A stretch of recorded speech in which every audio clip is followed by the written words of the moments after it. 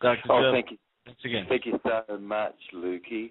I thought perhaps today might be just an interesting program because we could swap things around a little bit. Of course, people really have been really concerned and talking a lot about neoplastic condition and cancer, and we've written quite a few books which eventually would be published about this, and I began a very successful treatment process which I used to do at the clinic before they closed us down, but I used a therapy which was really involving light more, totally from my deep insight into what neoplasm is really, which really is just simply cells less than having kept their proper electrical valence, and the cell is made up out of double-spore building blocks. And those double-spore building blocks form into a bacteria within the cell, and then that bacteria forms a really hard outer shell around itself. It becomes a mold. So cancer really is a mold, and then that grows in colonies, and little mycelial threads grow through the cell into an adjacent cell. And the moment that happens, a red blood corpuscle sticks to the endothelial cells in the area, and it's a double spore, which it's made up out of, aggregate and fuse and differentiate out of that red blood corpuscle, and it organizes itself into a cell which is within the field, the blueprint field that can exist there. But it typically does what it can to wall the area off and infest the area until such a time it is that it's possible that the body could have its substance necessary to eco-sterilize against biofilm that all these organisms exist within. You never can find a virus by itself, and then no investigation ever really has found just simply a virus of itself to create something of itself. And then people really have a long-standing bet to see if something could be jump-started in a healthy person, and no one's ever provided any evidence that they could jump-start something in a healthy person. We could really say that the vast majority of oncologists and people have never investigated life below the level of a cell, and it's a fact that mitotic cell division doesn't account for all the red blood corpuscles that arrive every day, brand new. And the vast majority of people have no idea even that an epidemic such as bile occlusion really could have any effect at all on any condition. But it is a fact in epidemiological research that celiac and liver and bile occludedness and fat global challenge and this sort of thing is a major condition under every condition. It's a common denominator. Yeah.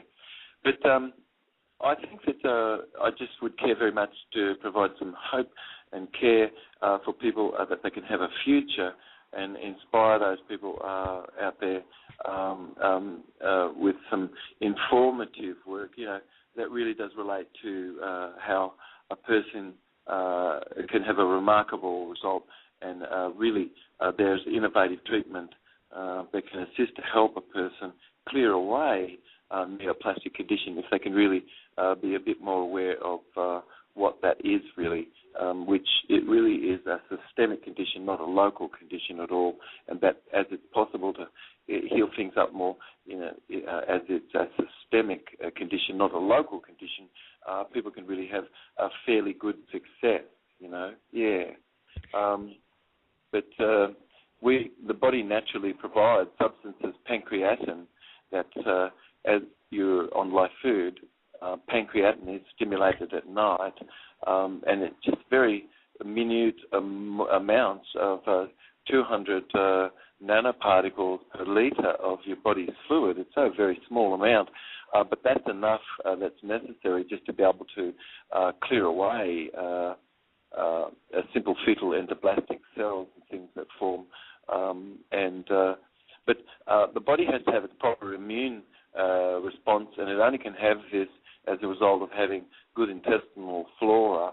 And to this end, of course, we're living in nature as a result of bringing in life colloid probiotic, and that is the very substance that really is missing, quite sort of radically, in the body.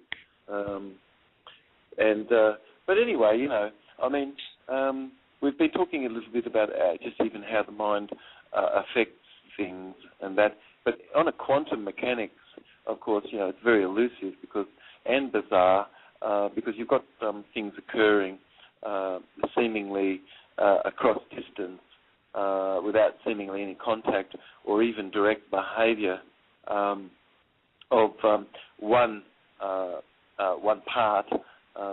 So this one part is really influencing other parts that separated even by very large distances. And this particle really in this program is existing more as a superposition and occupying a superposition in the matrix. And as a result of this sort of superposition being occupied, really you have a very powerful energetic state coming to you, which is involving several simultaneous energetic states of being, and this is occurring in more than one place at the same time. But the brain processes information really by grey matter, and that's sort of really on-off, and you can process really vast amounts of information quickly with on-off. And then you've got a white matter, like a fat matter of your brain. So you've got the grey and white matter. And that white matter is sort of really the right hemisphere, and it's sort of much, much more fatty. And it's able to process information more from the flux of the whole. And these two brain states, on-off and processing things from the whole, really is what whole brain functioning is about. And this brain matrix hardware is really like a holographic reality, a gestalt like holographic reality. We have within this consciousness and our programming and our connection with each other, and how words programming our DNA and RNA. But you've got really a ready-made pantry of quantum weirdness, really, beyond what could necessarily be explained by people's experience or senses, because this is an awareness beyond wakefulness and beyond dreaming, and certainly beyond deep sleep, these states. Yet, how is it possible for us to really explain how consciousness of itself influences the course of conditions and disease, but that as the person is really able to increase their slow wave, deep sleep sort of slow wave patterning. That slow wave patterning allows amino acids and things to be able to cross the blood-brain barrier to assist to really create the proper programming and energetics of the brain. Of course, Dr. Hemmer in the late 70s, early 80s and things was someone that I was really caring very much to study underneath because I could see that how powerful it was, his reading simply of brain CAT scans to be observed to see conditions and things that people suffered from in their body, and how emotion and things such can have created and influenced the electrical flow of things within the body, so that tissue injury could have lessened had the ability to repair itself, and that tissue can have become fermentive to get its energy, and as I said, grown into mold which really is very resistant to chemotherapy and all that sort of thing.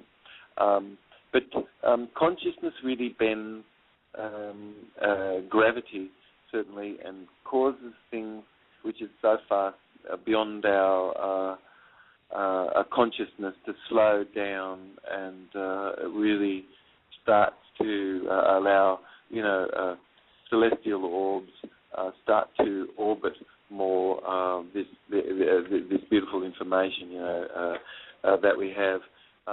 But of course, we really do very much with very strong, weak organic acids and strong alkaline elements, and combine these two to create a field of an anion and a cation, and the energy between these two poles causes, within the field of this, a mold which is made up out of double spores to differentiate and down-regulate itself back into its building block pieces, which then could become incorporated back into healthy blood. Mitotic cell division doesn't explain how all of our cells rose at all, but colloidal biology and secrets of an alkaline body very much do, and I'd encourage people to read this work, which I think it's probably the most profound work of its kind, explaining more life below the level of a cell, and a brand new insight into biology, which is colloidal biology, where blood is not made in the long bones as modern medicine has insisted, and our cells did not arise as a result of mitotic cell division, as Darwinian and Hegelian theorists have created a paradigm of, which is a paralysis and absolutely not the truth at all, but an absolute false lie. Our cells arise as a result of a process called aggregation, fusion, and differentiation, and this is not by mitotic cell division at all.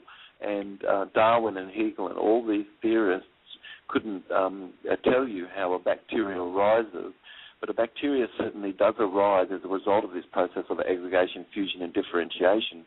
And it doesn't mean that chromosomes and DNA are not involved with everything, but that in the growth of these cells, it is not by mitotic cell division that they incur their growth at all, but they incur their growth more as a result of this process of aggregating and fusing and differentiating of the building blocks of colloids, aggregating into spores, and then which are called viruses, and then those spores fusing with other double spores, also called viruses, and then those double spores fusing into a mass to become a corpuscle, as a red blood corpuscle, or a bacteria,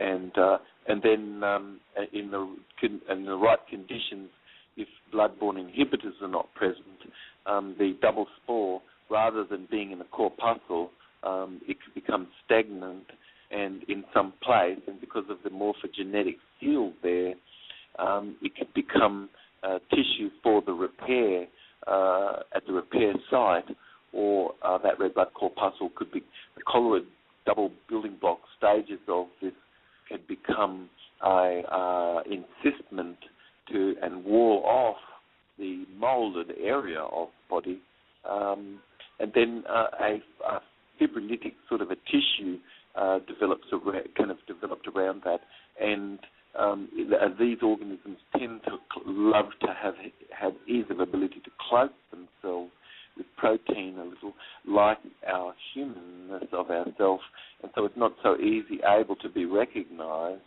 And so there's a whole range of ways the body does to help clear away and create apoptosis. And one of the things that I found was that often people came to me and I might have to give them a treatment that would last 3 months. And so one of the things that I did, but I had to let people know that this would create some light sensitivity for them for at least 3 days in very bright light. But I made a solution that really had a phytonutrient in it from pacus, the Indian pacus, and there was red pacu and yellow pacus of the herbs. And then I combined this with coriander and the chlorophyll from coriander, and I put that into a saline solution, quite fairly strong, and so then that had to be dripped over the course of about a few hours under the tongue, slowly taken in dark, and then after that was consumed, then I had a very, very beautiful felt red monochromatic coloured blanket that I wrapped the person in, and they lay there for about 2-3 hours, and then that was the treatment. Over the course of about 3 months, what occurred within that moment was tissue such as this got absorbed by a element which allowed the body to start to tag it and recognize that that was not part of the body. So the methods and things which I've used really to clear away tumour, really a neoplastic condition, comes about as a result of a very astute insight into what neoplastic condition is. And I wish that it would be possible for people in oncology to have a deeper understanding and begin to write more from actually what neoplastic condition is. But certainly you could say that it's the body's healthy response given the circumstance that mold can have taken over of a cell. And then how does your body's immune system respond, and can it, to clear this away? I used live colloid, which I collected very specifically to have lumbricanase in it, because lumbricanase is the enzyme of the most powerful enzyme on the earth. Isn't that interesting? Yep, far more powerful than all these organisms and enzymes that actually digest protein and things. The most powerful one, fibrolytic enzyme to digest fibrin, happens to be lumbricanase. And lumbricanase is put into glycolloid by the process of earthworm passing through this. And that happens to be so powerful, matter of fact, that just very, very little nanoparticles of this in a litre of fluid, of the blood fluid, was enough to really assist to help break down fibrin deposits, and over time, through apoptosis, be able to cause amygdalin-like elements, B15 and other things, in fresh fruits and vegetables as live food to be entered of those cells, which the neoplastic cells always have very, very little to no rhodium or ruthenium or osminium around them, and those cells are so easily able to be absorbed of amygdalin and B15 and substances such, and pangamic acid, and then pantothenic acid and pyridoxine, and all of these substances which assist to help create a cascade of apoptosis, in a natural wrecking of a cell which is not meant to be there. But the body has to have its eco-sterilants, and these eco-sterilants eco-sterilize the biofilm that you find everything in.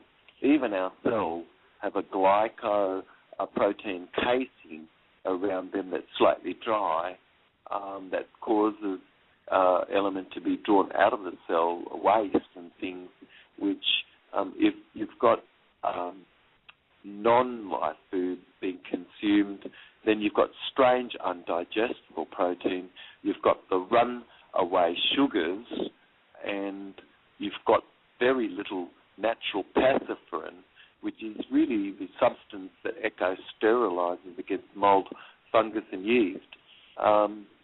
And you know, you've got between an anode and a cathode, where you've got these lemon bicarb shots, which we recommend. You've got such a power coming back into the blood, but human beings, we're supposed to have weak organic acids, and our blood is supposed to be a 7.3 pH, but most people's blood is 7.42 on average, and that is extremely alkaline, more than it should be. And then you could tell me, what weak organic acid really is anybody consuming? See, I mean, if you could just imagine that person is sort of bringing in 8 lemons, 8 oranges, perhaps 3 times 3 a day, you're getting an equivalent amount of acid that's necessary, an alkaline element that's necessary to really do a good job to get rid of stains and things you see in the body. But you've got to clear away lymph, skin, aging, pigment, and you've got to get the liver to have its proper biological and biophotonic and electrical force back. I mean, you cannot do that if the blood does not have its weak organic acids and its alkaline element. And these things are extremely important. If anybody's listening, they're interested to have the proper blood-borne inhibitors. You really have got to absorb yourself more in this work, which when I look at other people's work, I can see that people have got a little bit of the picture, or that the author really doesn't have a physiological background, but perhaps in journalism or something, and they're talking to people a little bit, and then the left hand often has no knowledge of what the right hand is knowing and this sort of thing. And there's a lot of compartmentalization. But there's so many ways to be able to harvest the fruit, the flesh of the fruit of mango. And there's more than just one way, of course, but you could just see the fruit being consumed and assimilated. But as we've been talking in some of our programs and things, we've been alerting people to the dangers of tannins for human beings who have switched over more to be vegetarian, or if you do live food, then you won't have to necessarily be really concerned much about tannins, because live food really is just you being more as a frugivore. And to have heard me say frugivore, which is a fruit-eating animal, could be so frightening to carnivores or raw foodists or even living foodists, because they have no understanding of sugar whatsoever, and they do not have any insight into how sugar is metabolized in the body. And this vast majority of people are just so missing the bus, it's unbelievable, but they have no idea of what the difference is between a complex carbohydrate breaking down into a monosaccharide versus any material substance ending up as a disaccharide, and what is the difference in our body in the way that a sugar is processed, and is a disaccharide sugar a natural sugar, that our liver doesn't have any ability to manage that. But I hear an extremely enormous amount of confusion around sugar and fruit, and these are people who've never studied a day of botany in their life. So they're so confused. So you've got people running around the earth teaching people to eat bananas, for instance. And I have never in my life ever heard of anyone who is treating a diabetic by giving them bananas, like these morons who ride bicycles flat strap are speaking about. And I've got to tell you, they are dumb as beetles, and they have to stop that. You know what I mean? But I have never in my life heard of someone who's in a critical situation being given those people's program to eat bananas, and that will be good for you. And certainly most people in at least nutrition know that you should not be giving people high glycemic rate food if somebody's diabetic. But why would you want to give it to them anyway? Because studies do show that the body's not able to deal with those disaccharide sugars from that sick fruit, which people love, called the banana. But that is the sickest fruit on the earth, and I'd like to find out if anybody could tell me there is another fruit that's being eaten right now that's even more sick than the banana plant. Sorry about that. But it is full of mold and fungus, and it just wreaks havoc on anybody's body who's in a critical condition. So I know you've got people that are really athletic, and they're eating 12,000 calories of bananas or whatever a day or something, flat strap and burning themselves out and that sort of thing. But if you look at them, they personally, when they get into their 40s and things, they look gaunt and exhausted, and they're addicted to exercise, and they should stop and start having a practice where they have no practice whatsoever and begin and have this meditation.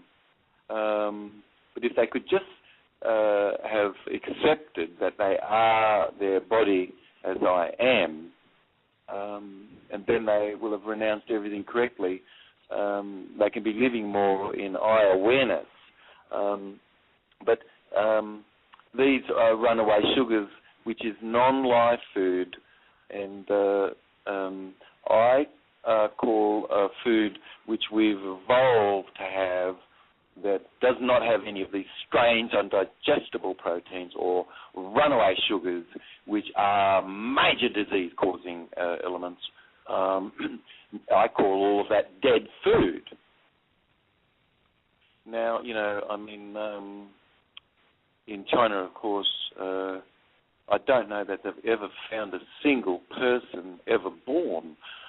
That's amazing, isn't it? That is not born with extremely jaundiced condition. And then people do know them as a yellowness of the yellow skin and the yellow race.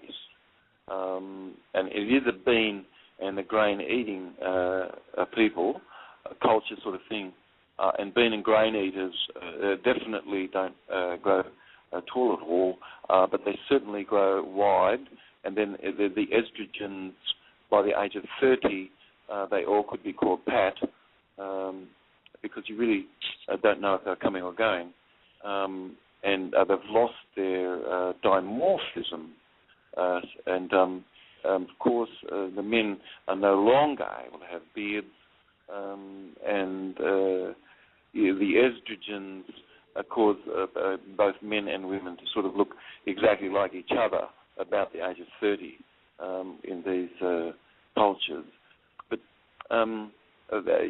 when a brain has been lobotomized of information, like or when everybody over there just exists on cooked dead food, and they evolved a system to assist people manage the symptoms of the cooked dead food,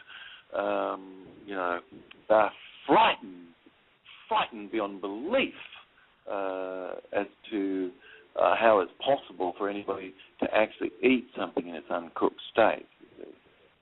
Because they do know that T4, which has to be cleaved by enzymes at the liver area to make T3, for nutrients to be absorbed by the cell.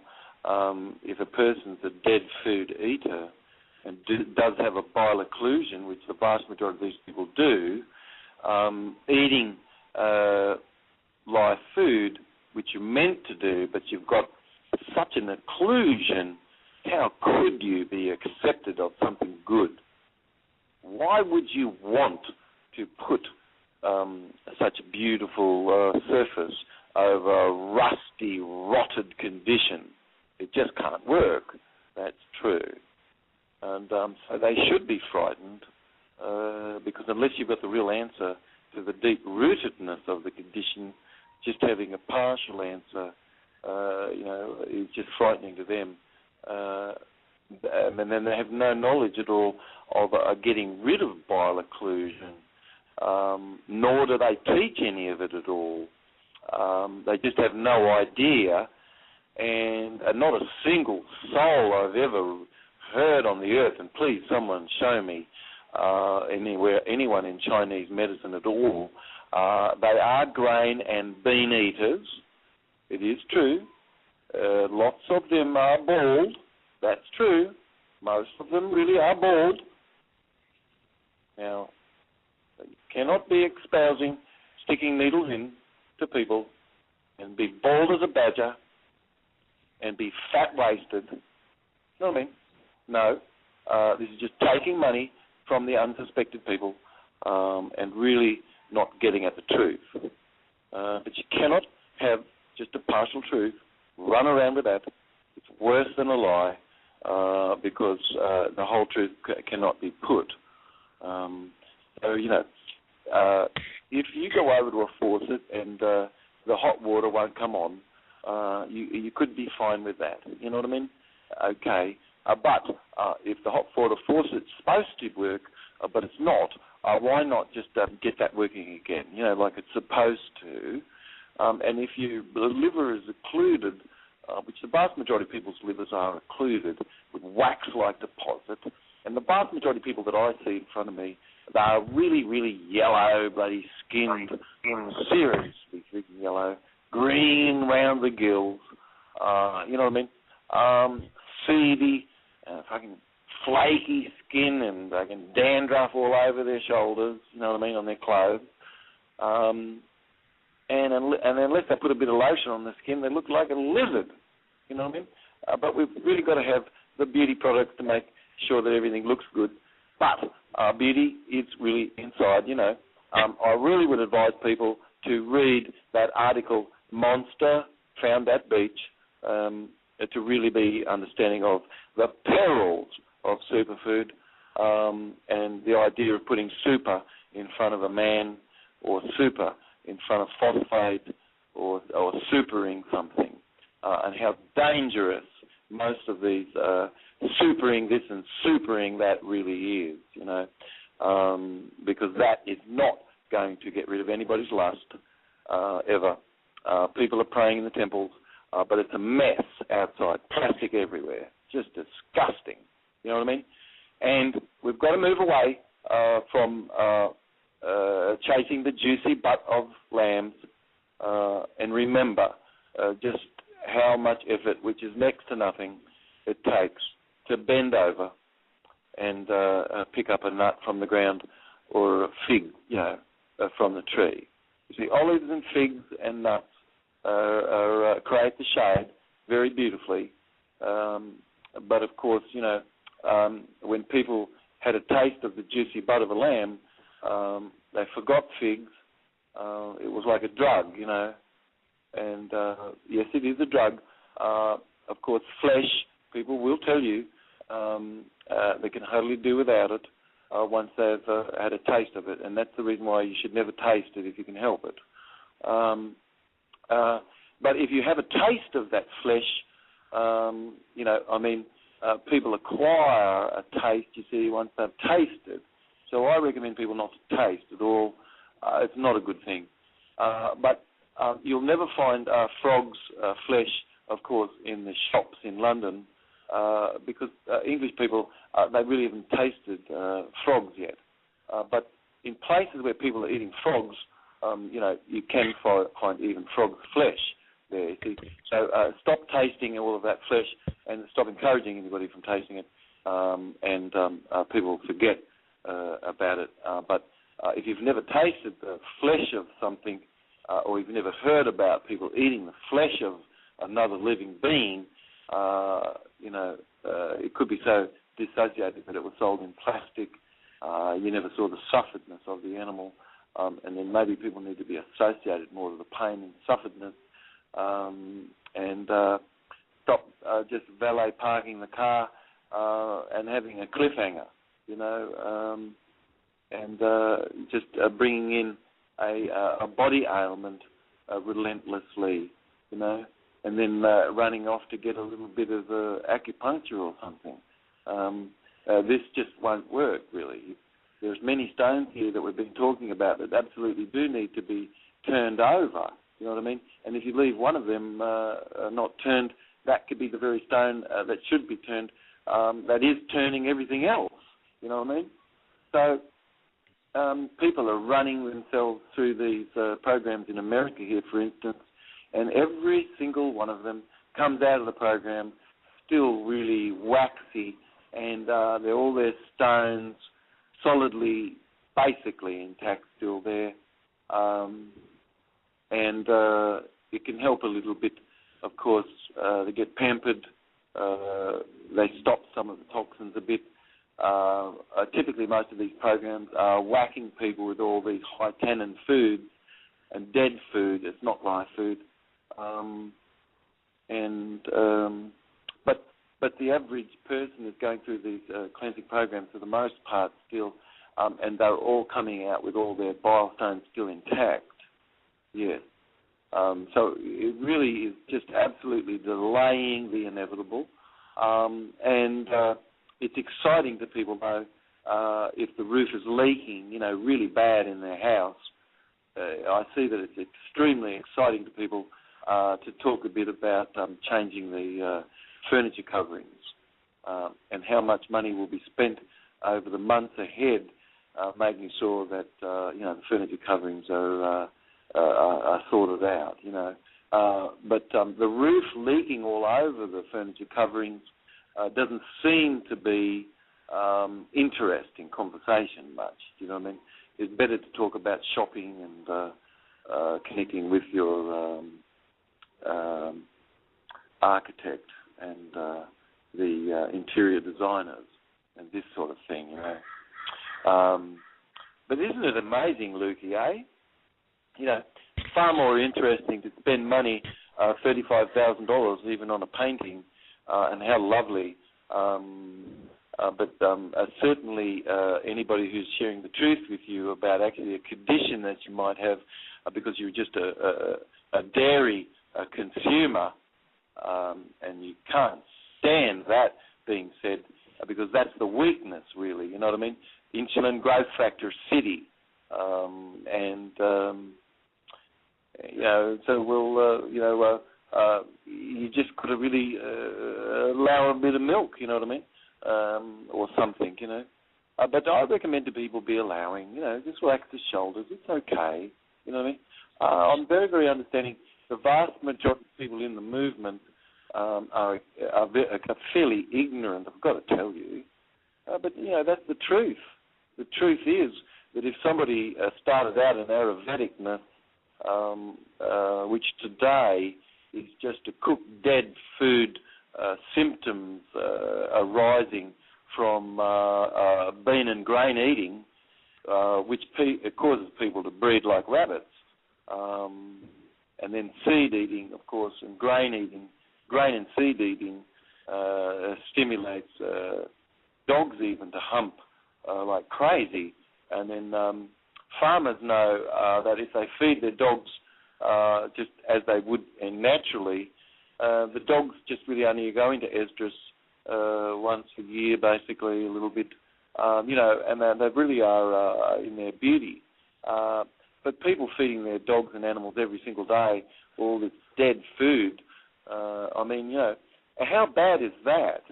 But why would anybody be so caring to go to a shop in a supermarket where something is organic when they have no care at all for their own intestinal tract to ever have been organic? You know what I mean? It's pretty weird to me.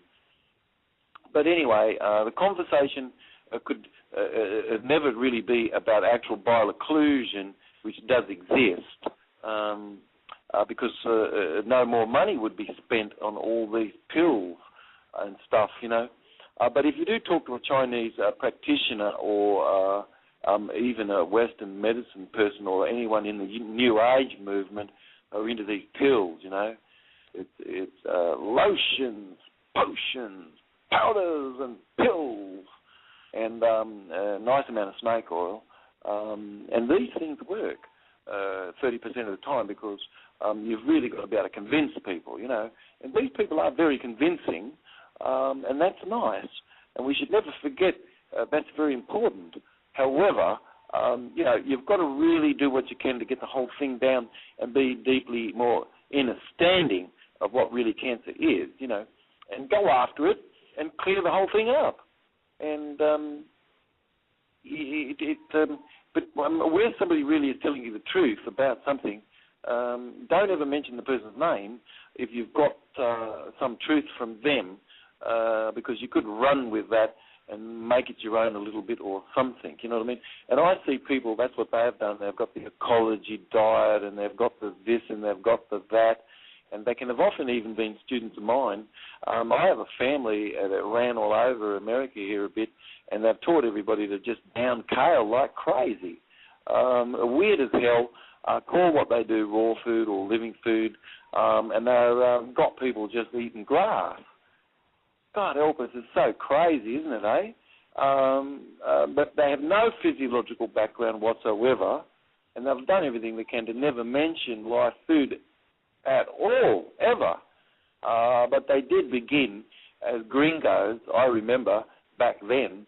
They had no knowledge whatsoever, began a little, got a little bit of 4 days, did a bit of sweat lodge and stuff, and took off. And then started chowing down on grain, which makes you fart like crazy. And then all ended up with bile occlusions really bad, and then turned into living food people after, you know, Anne Wigmore died, you know. And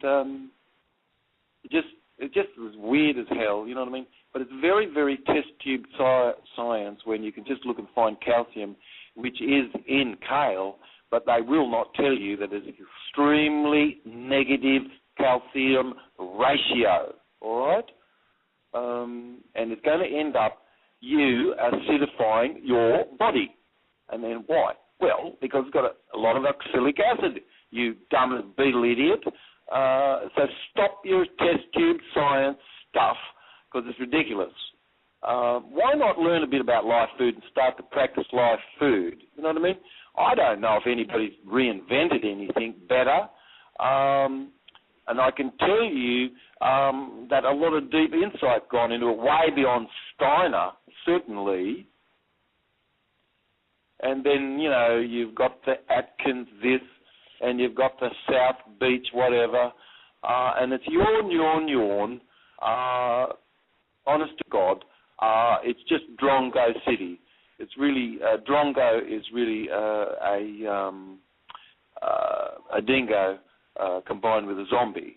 And in Australia, that's called a drongo. But drongos do exist, and they are programmable, you know, and they can be reprogrammed to work properly, so everything is nice. Because our real condition is actually to be just completely of our mind to be asleep, you know, actually. And as you are the body, then you, I am, is existing, and you've renounced it. As you are the body, then you, I am, is existing, and you've renounced it. As you are the body, then you, I am, is existing, and you've renounced it. As you are